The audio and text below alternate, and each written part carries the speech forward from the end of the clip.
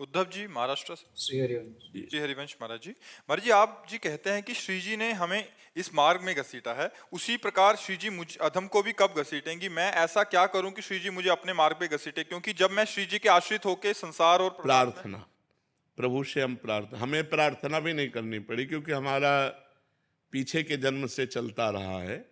इसलिए कि जैसे होता है ना, कोई किसी को समझाए, कोई किसी को प्रेरित करे, फिर उसकी समझ में आवे कि जीवन का लक्ष्य भगवान की प्राप्ति है, फिर वो चले।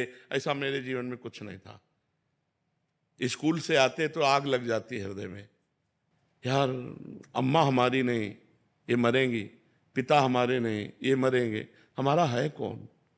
ये पढ़ाई लिखाई करके क्या करेंगे? धन मिलेगा, धन का क्या करेंगे? भोग भोगेंगे, भोग के क्या करेंगे? मर जाएंगे। यार मतलब शांति कहाँ है, आनंद कहाँ है, कैसे जीवन का? बस इसी प्रश्न ने, किसी ने हमको नहीं समझाया, इसी प्रश्न ने कहा भागो भागो, ये पूर्व जन्म का भजन ना, भागो। 13 वर्ष की अवस्था में भगा दिया घर से और पूरे जीवन किसी का सहारा नहीं लिया, किसी व्यक्ति का सहारा नहीं लिया कि हम किसी साधु महात्मा का प्रगट में ऐसे साथ चलना, सा कभी किसी का नहीं।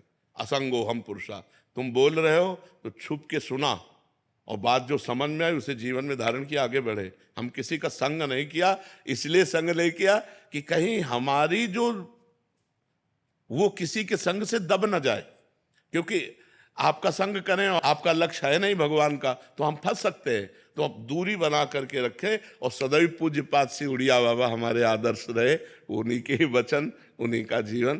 तो हमारी पूछो तो ये पूर्व जन्म का है, इस जन्म का नहीं है।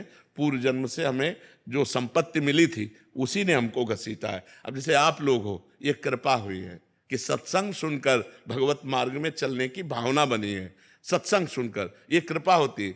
बिनु सत्संग विवेक न होई और राम कृपा बिनु सुलभ न सोई। बिना सत्संग के ज्ञान नहीं होता और बिना भगवान की कृपा के सत्संग नहीं मिलता। लेकिन पूर्व जन्म का जो जैसे जैसे ध्रुव जी थे, बाल्यावस्था में 5 वर्ष में निकल पड़े घर से और 6 महीने में भगवत साक्षात्कार कर लिया। ये मथुरा में आके मधुपुरी में 6 तो क्या ध्रुव जी को 6 महीने में भगवान मिल गए?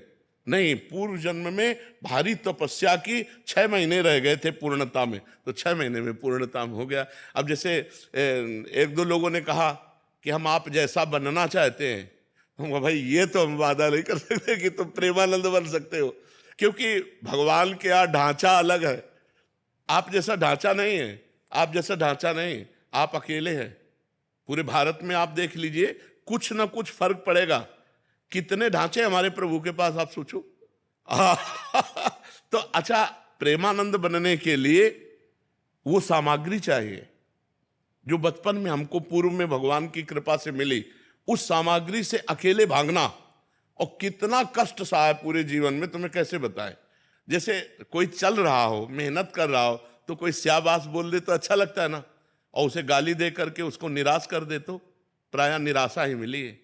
तब वो अंदर से, हाँ, तब वो पुष्टता आई एकमात्र भगवान का आश्रय लेकर। तो सत्संग सुनो, नाम जप करो और भगवान से प्रार्थना करो, तो वो तुम्हारे जीवन की डोर अपने हाथ में ले ले। अब जैसे हमारे जीवन का है, अब हमें ना बुरे से कोई ना भले से कोई, जैसे चलाओ बस अपना।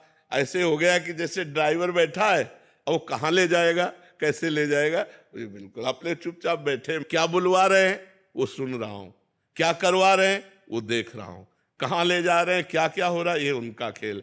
ये भागवती ज्ञान है।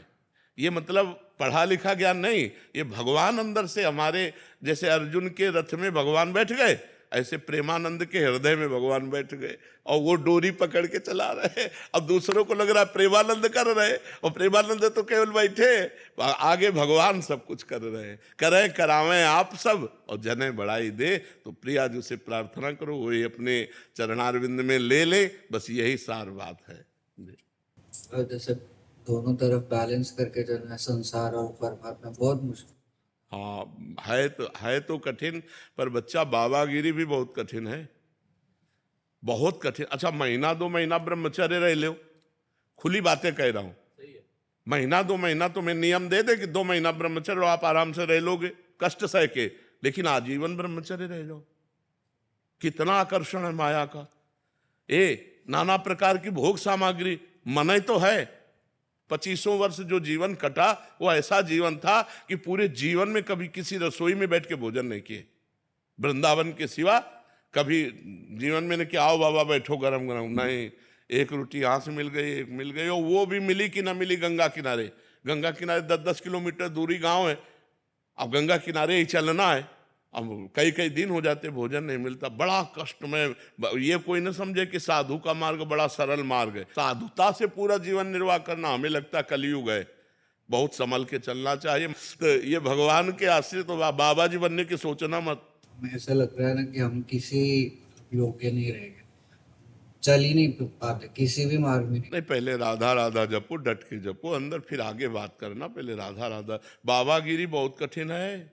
हम कई बार कहा है एकांतिक में कि 50 साल से सही चल रहा है, 50 साल से, और 5 मिनट गलत हो गया, क्या समाज उसे क्षमा करेगी? सब लोग कहेंगे फ्रॉड है। नहीं, और बेचारा 50 साल जलता रहा, 5 मिनट फिसल गया तो कोई क्षमा नहीं करेगा। इसलिए बाबागिरी बहुत कठिन बात है, बहुत।